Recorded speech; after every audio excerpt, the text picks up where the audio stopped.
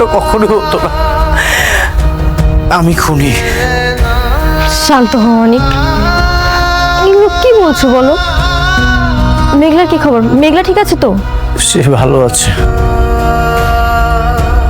এই ধন সম্পদ টাকা পয়সা আমি সবকিছু ত্যাগ করতে চাই। আমার প্রায়শ্চিত্ত হওয়া দরকার।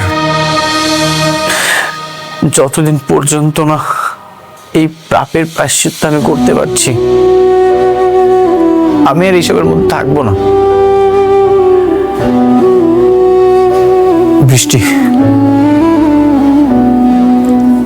তুমি আমাকে ক্ষমা করে দিও।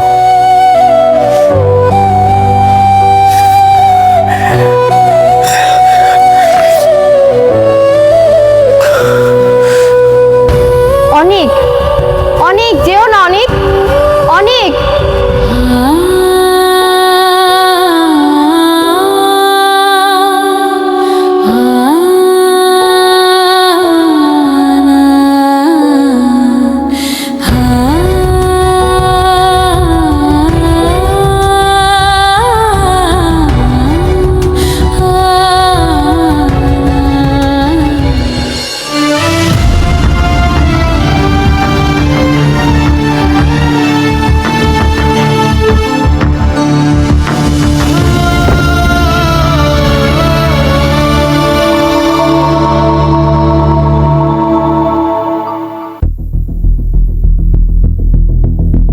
আসসালামু আলাইকুম ম্যাডাম।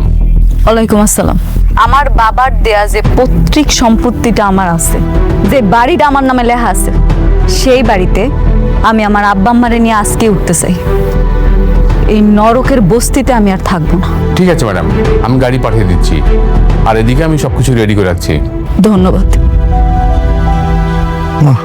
এই ব্যাগটা একটু রাখ, একটা ব্যাগ নিতে।